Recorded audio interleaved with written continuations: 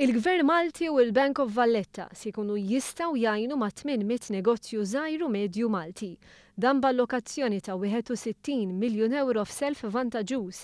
Dan tħabbar meta tnediet għodda ta' finanzjament ġdida bl-isem JAIME li nħolqot wara li l-Bank Malti rebaħ sejħa kompetittiva.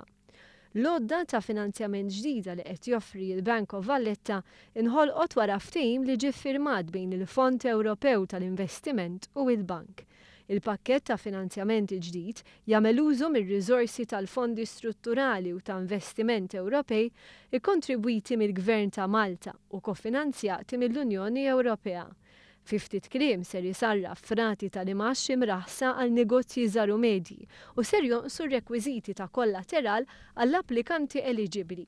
Preżenti għat-tnedija kien hemm is-Segretarju Parlamentari għall-Presidenza tal-Unjoni Ewropea u l-Fondi Ewropej Ian Borg. Tenna li fl-aħħar snin u bir-raġun il-banek kienu dejjem prudenti fis-self tagħhom.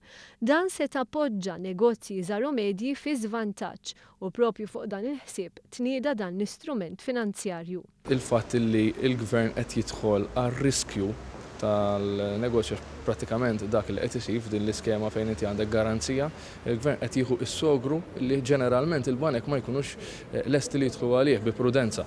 U allura dik diġà huwa commitment ċar min naħa tal-Gvern. Is-Segretarju Parlamentari qal li b'din l-inizjattiva pajjiżna qed ikompli jibni fuq is-suċċessi tal-aħħar sentejn u nofs. B'dan l-investiment tenna s-Segretarju Parlamentari, il-Gvern qiegħed jagħti priorità lil kumpaniji żgħar u medji biex jinvestu u jkomplu jespandu, jgħinu wkoll lir-rota ekonomika tal-pajjiż. Rappreżentant tal-Bank BOV stqar li 70% tas-self li jittieħed ġej minn negozji żgħar u medji.